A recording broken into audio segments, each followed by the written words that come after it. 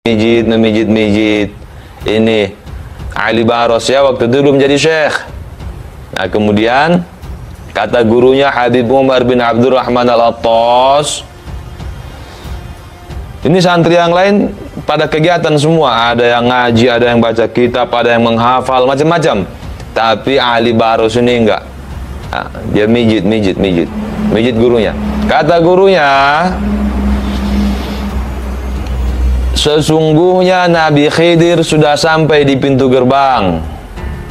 Kurang lebihnya begitu. Jadi ibaratnya di gerbang pesantren gitu mau masuk. Nah kemudian mendengar itu, santri-santri semua menghentikan aktivitasnya, berlari keluar. Ya, mau tabarrukan ke Nabi Khidir, mau cium tangan ke Nabi Khidir alaihissalam. Nah, keluar semua. Kemudian ditanya, kecuali satu ini nggak keluar. Ali Barus ini dia nggak ikut.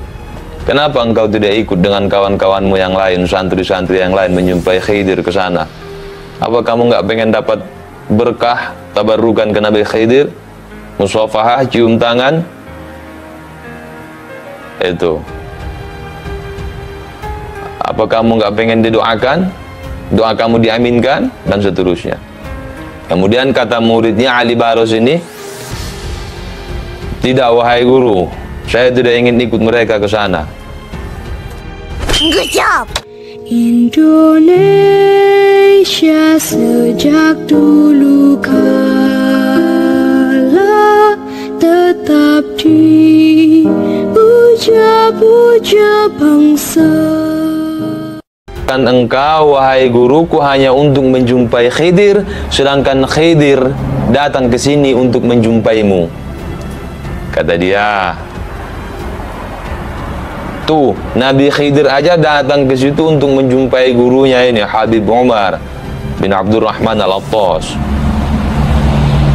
Sowan ngap, sowan, sepuh, ajarin dong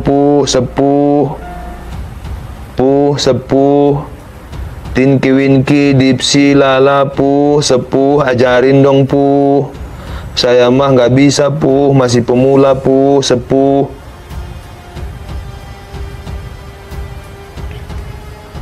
Kurang apa coba ngap? Lubis lagi gibah, saya sedang menceritakan karomah yang sering diceritakan oleh Habib-Habib di majelis-majelisnya, berarti mereka gibah dong. Gibah. Tuh, sepuh, ajarin dong sepuh. Kurang apa? Yang bisa keluar masuk surga orangnya masih hidup ada juga. Tuh. Ada.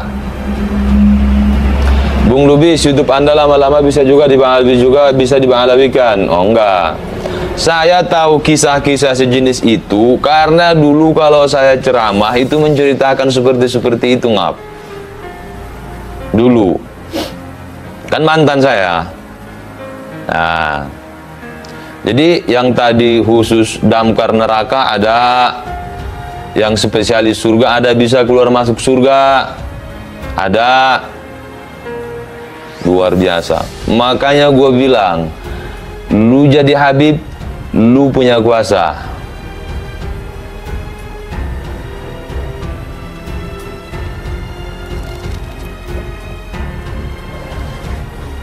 Apa coba? Apa?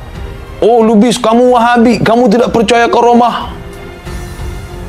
Bukan tidak percaya karomah, saya percaya karomah. Karomah itu ada dalam Islam.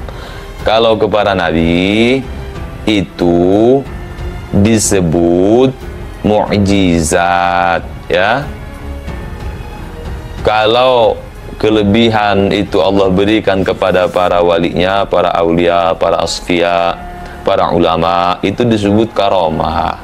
Akan tetapi saya teringat, kalau tidak salah, ceramah dari almarhum Kiai Haji Zainuddin MZ ngebahas tentang karomah itu ya, yang saya ingat.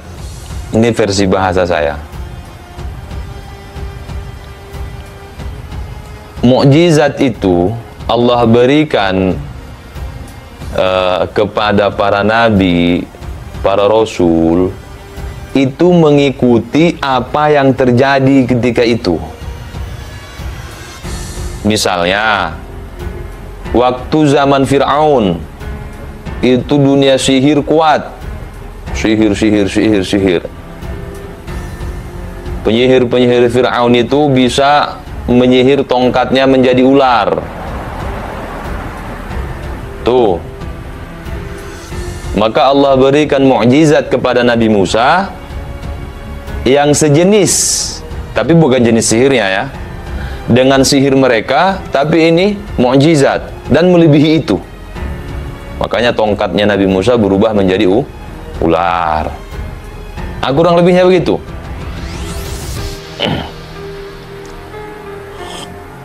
Juga makanya Al-Quranul Karim, kitab suci yang diturunkan kepada Nabi Muhammad sallallahu alaihi wasallam, itu selain kitab suci juga termasuk mukjizat.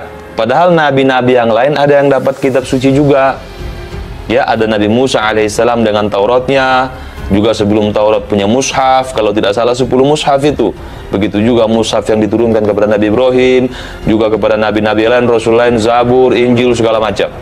Tapi itu sekedar kitab suci, tidak termasuk sebagai mukjizat.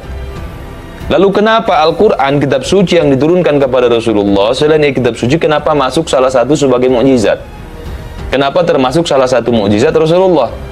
Karena lagi-lagi yang tadi, yang masyhur ketika itu, yang viral ketika itu, yang musim ketika itu, diantaranya di di kalangan Quraisy, di kalangan orang-orang Arab di Makkah itu adalah bersyair. Nah, bersyair, lomba membuat syair segala macam. Maka Allah turunkan Al-Quran yang kata-katanya melebihi syair, luar biasa. Maka termasuk sebagai mukjizat. Juga mukjizat itu kadang turun untuk meyakinkan umat. Mereka minta bukti. Kalau kamu betul seorang nabi, seorang rasul, coba mana mukjizat? Bisa nggak kamu ini? Bisa nggak ini? Belah bulan segala macam. Nah, selesai zaman para nabi, sahabat, tabi'in, tabi'in, sampai ke para ulama, mukjizat sudah nggak ada. Karena kenabian sudah selesai sampai Rasulullah Shallallahu Alaihi Wasallam. Makanya kita sebut, Bung Lubis mengatakan, Bahar itu pada hakikatnya, pada hakikinya itu dia sudah game over. Bahar dan Rizik juga yang menyeret Robitoh untuk game over bareng-bareng, rungkat berjamaah. Jadi Bahar itu sudah game over, itu sudah, dan saya bisa buktikan kalau Bahar sudah game over, mulai dari masalah nasabnya. Di sini umum tentang makna tentang secara umum, tapi tentang si Baharnya benar gak? Dia dari kelompok Balawi. Itu dulu. Kalau untuk si Bahar belum masuk ke masalah seperti ini, tentang tolak secara ilmiah, belum masuk ke situ, ujar Bung Lubis. La nabiyya ba'dahu, atau la nabiyya ba'dah. Tidak ada lagi nabi setelahnya. Nya di situ adalah Rasulullah. Wala rasula ba'dahu, tidak ada lagi rasul setelahnya, setelah Rasulullah. Lalu kelebihan yang dimiliki oleh orang-orang tertentu, para ulama, para wali, disebut karamah. Indonesia sejak dulu kala tetap dipuja-puja